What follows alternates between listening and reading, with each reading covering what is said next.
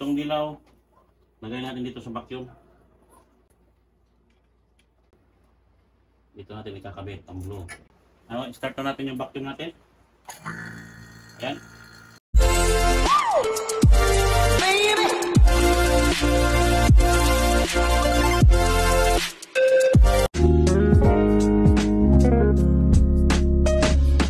Hello mga ka-DIY, welcome to my channel, Rogin DIY TV Mix. Ayan, umpisahan natin yung ating aircon, ano. Leak test na natin. Bali, lagyan natin dito ng charging bulb dito. Dito natin ilalagay, oh. Putulin natin dito. Tanggalin muna natin yung mga cover mga ka-DIY, no. Kasi plastic lahat yan. Pati yung sahig niya, plastic, paikot. Yun ang kagandahan ng aircon na ito mga ka-DIY, no? Puro plastic, hindi kinakalawang. Ayan, plastic yan. Plastic yung takip.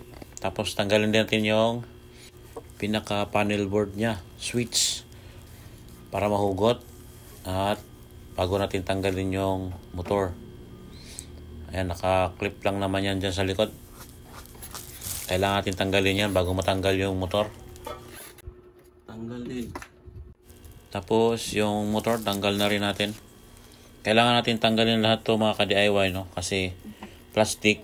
Tapos paghinang hindi natin kabisado. First time ko pang maghinang. Kaya tanggalin natin lahat kasi mga plastic siya, baka matunaw. Lalo na tong styro. Ayan, kailangan talaga tanggalin yan. Tapos yung kinapitan ng styro, plastic din yan. Kailangan tanggalin din natin. Para wala nang matira plastic dyan sa gilid-gilid. Yun, tanggal din. Yes. Otot. Okay. Wala tornilyo eh. Yun. Tanggal na. Akala niya ha. Dito na pala eh. Naangat pala eh. Okay, alam na. Maglagay na tayo ng axis bulb. Singawin muna natin. Marami pa yung laman to. Pasisingawin muna natin mga ka-DIY, no? Kasi may periyon pa yan, may hangin. Dahil pag ininit natin yan, baka masabugan tayo. Pressure pa yan. Kunti na lang naman, hangin na lang siya, oh. Ayan, kailangan pasingawin natin lahat ng hangin na yan para wala siyang pressure, para hindi magsitalsikan yung wini-welding natin. Para na rin sa safety, no? Kailangan pasingawin talaga. Ayan, putol na. Wala na siyang hangin. Oh. Wala. Ayan, dito. Tatanggalin natin to, no? Tanggalin natin to. Dito natin initin, tapos pasok natin to. Tapos puputulin lang natin ng konti. Ayan, puputulin natin hanggang dito. Putulan muna natin tong ating axis bulb, no, kasi mahaba, sasaya doon sa cover ng aircon. Kasi hindi na natin tatanggalin yan. Dyan na siya nakalagay na siya dyan lagi. Ayan, putol na. Tapos ayan, sukat natin yung taas. O, tama naman siya. Tapos linisin natin yung butas gamit ang long nose lang para mawala yung talas. Ayan, palakihin natin ng konti.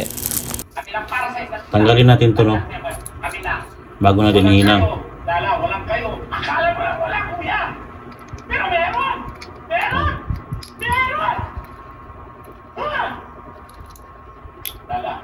Tanggalin natin tong pin.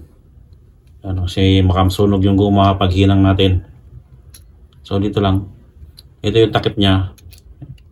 Tapos dito rin yung pantanggal niya. Ayan.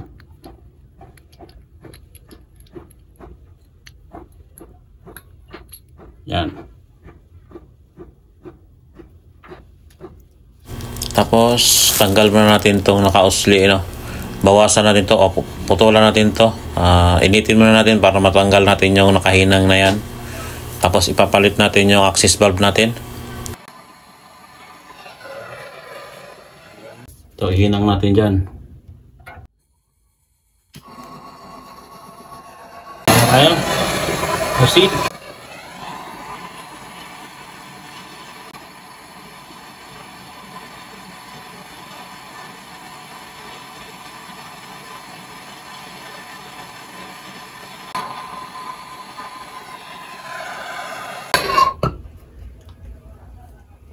Ayan, hinang na siya.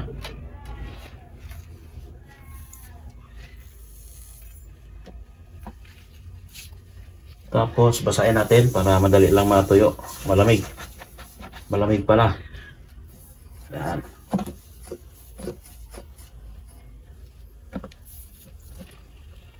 Okay, maganda pagkahinang mga ka-DIY. Madali lang sa paghinang. Kahit first time ko lang, maganda na ang hinang natin. Lagay muna natin yung pin mga ka-DIY. Para kapag tatapos sa symbol, vacuum natin, no?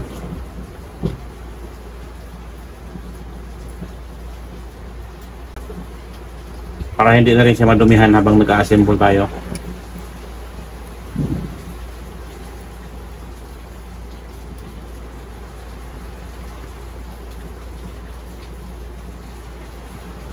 Huwag na masyadong mahigpit lang, yung tamang-tama lang sa kamay lang.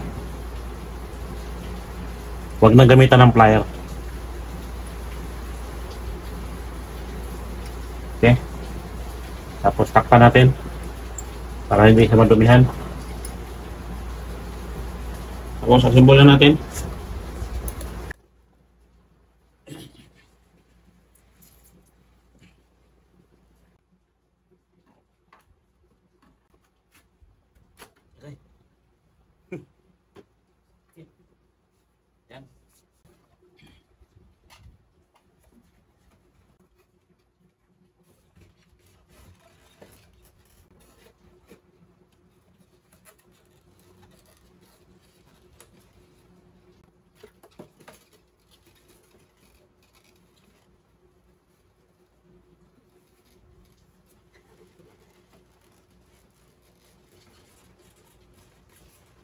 Yan. At ito ang gagamitin natin. Ayan. Vacuum natin ng 30 minutes. Tapos tingnan natin kung gumagalaw yung gauge, kung may singaw.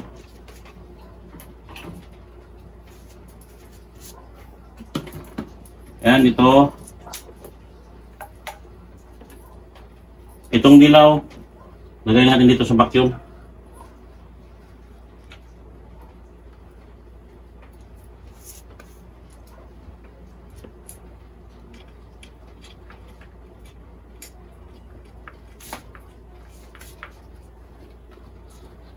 Ayan.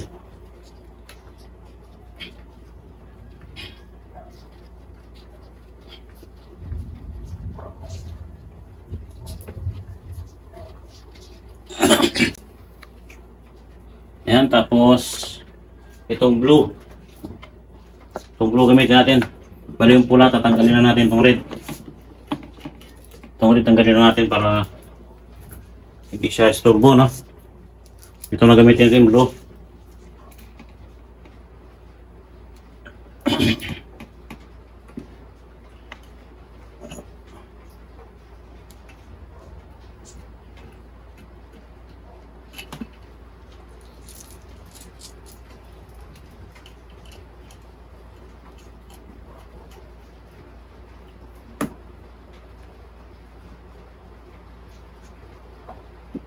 Yan.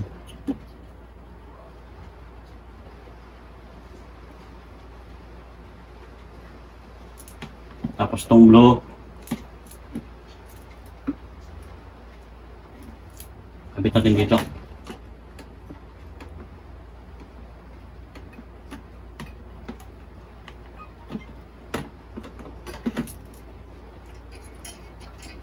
Yan. Dito natin ikakabit ang blue para mag-vacuum na.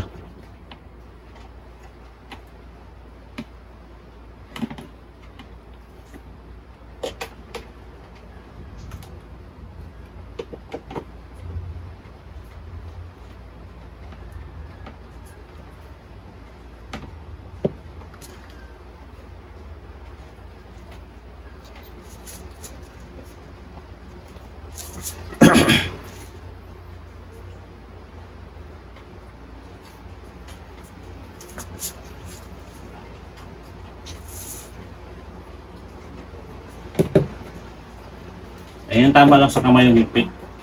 Ayan. Tapos saksak natin yung vacuum. Dito natin saksak. Ayan, nakasaksak na yung vacuum natin. Ito, buksan na natin, no? Ayan, buksan na natin yan. Ito, isara.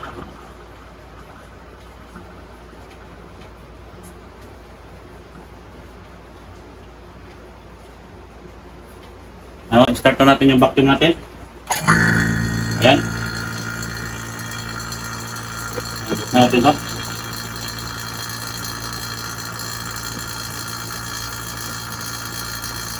Vacuum natin ng 30 minutes.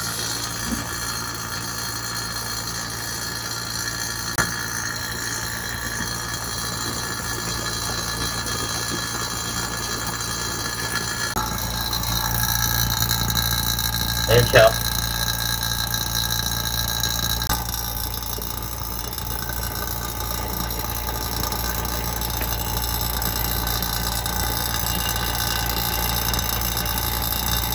Tapos, i-off muna natin yung vacuum natin mga ka-DIY, no? I-off natin ng, ayun, naka-vacuum siya. Tapos, i-off natin ng mga 2 oras. Tingnan natin kung babalik siya sa 0. Pag bumalik siya sa 0, ibig sabihin may singaw siya. Okay? Okay yung vacuum natin. Bagong-bago.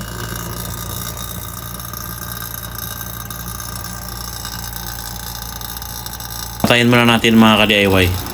Balik tayo mga ka-DIY, no? Ayan, 2 oras na mahigit yan at hindi siya bumaba, no? Hindi siya bumalik sa 0. So, ibig sabihin, wala siyang singaw mga ka-DIY. On natin ulit. Ayan, balik natin yung mga ka-DIY after 30 minutes.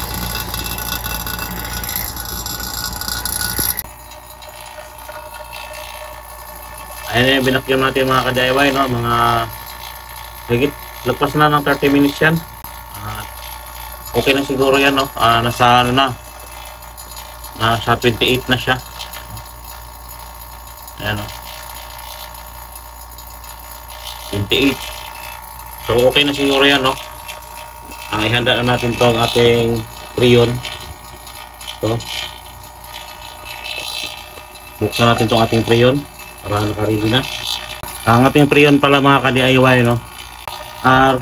R410A. Yan yung ating prion, no? Okay na yan, no? I-ready ko lang to. Itong ating prion. Tapos, patay na natin yung ating vacuum. Ayan, bagong-bago yan.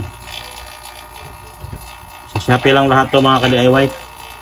Sarado na natin ang ating vacuum, ating gauge.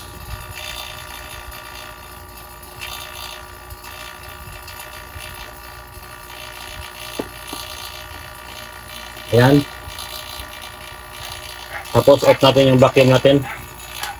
Ayan. Tatanggalin na natin yung ating hose, yung kulay dilaw. Ayan. Tapos ito din sa prion.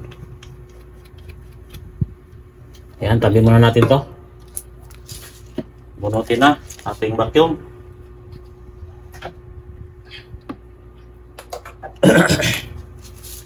Ayan, tapos itong dilaw natin, saksak natin dito sa ating prion.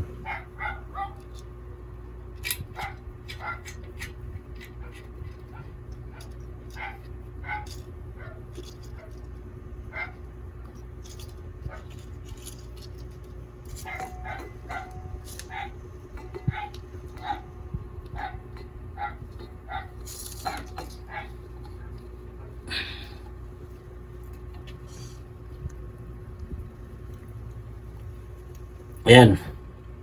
Okay na siya, no?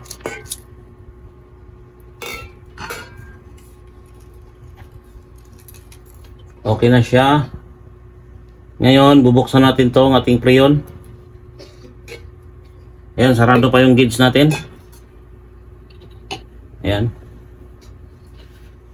Sarado pa siya. At ito, bubuksan natin, no? Dahil maglagay tayo ng mga 50 siguro or 100 bago natin paandarin yung aircon. Okay, buksan natin. Ayan, bukas na siya. Ayan, bukas na. Tapos pasingawin natin dito konti. Yan. Yan. Yan. Okay. Ngayon bubuksan natin ng konti. Bubuksan natin siya hanggang 60 or 80, ganun. Kargahan na natin. Yan. Itayo natin to. Yan. Kargahan natin. Kita ba? Ayan, kargahan natin.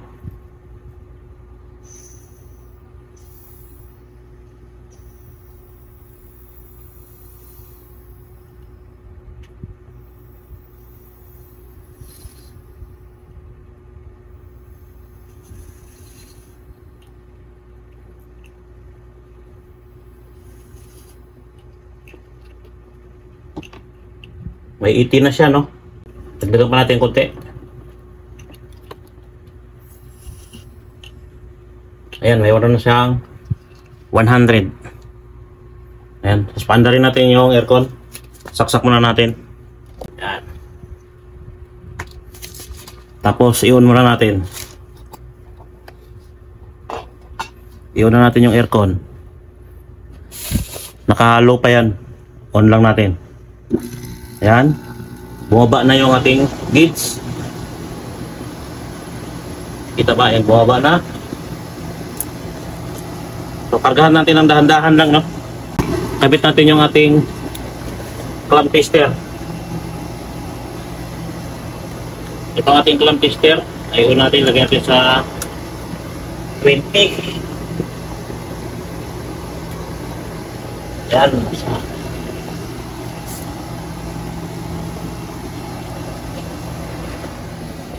Yung gauge na, yung ano natin, ampere, 1.6. Ayan, may mga ampere natin, 1.6. Ayan. Ayan. 1.6 yung ampere natin, no? Dagdagan natin ng preon. Kunti-kunti lang yung dagdag.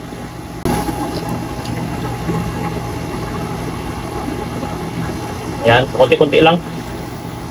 Baka mabulunan.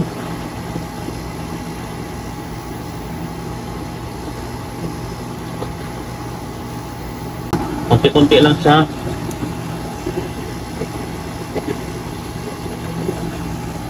Gusto natin yung ampere, 1.6 pa rin. 1.68. Tapos dito sa likod,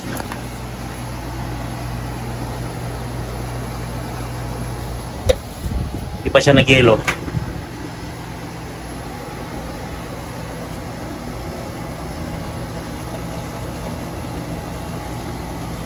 Dagdagan natin. Ay. Ano ba yan?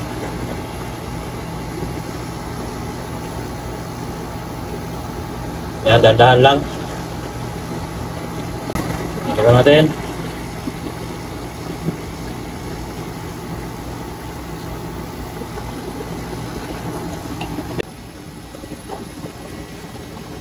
Yeah, 1.7 ampere. Nasa 20 na yung karga niya, no?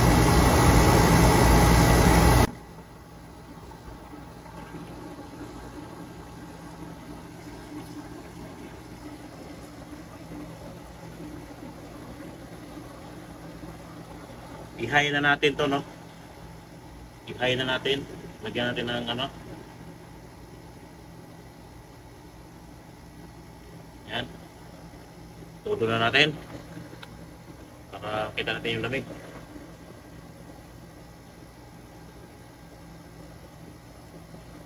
$1.7 pa rin yung ating ampere. Nasa 20 PSI na siya. Ayan, no? Mawala na yung yelo. Mawala na yung yelo. 2.22 amperes. Ayan. Mawala na yung yelo. Natin nasa 65, 75. Nasa 75 yung gauge. Nagtog pa tayo. Kulang pa lang tayo sa amperes.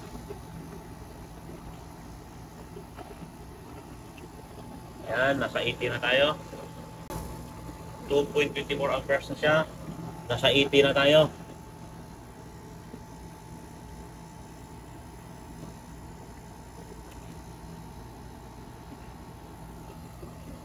Nasa 85. 2.56. At nawala na yung yellow mga ka-DIY. Ayan. Parang success yung ginawa natin mga ka-DIY. Ayan, wala na yung yellow. Wala na siya. Dagdag.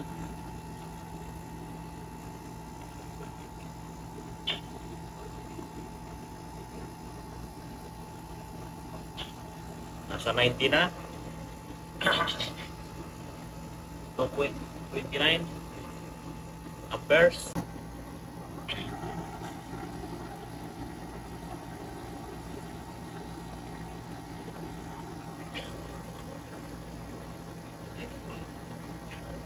Okay na yan. 160 PSI, okay na.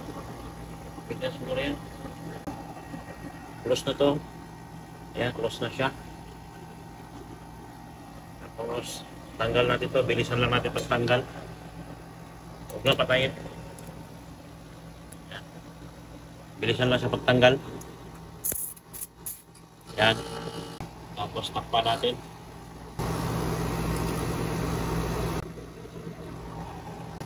Ayan. Ang ating amperes, 2.98. Ayan. 2.98 amperes, sakto. Tumaas pa siya. Okay na mga ka-DIY, no? 160 PSI, sakto.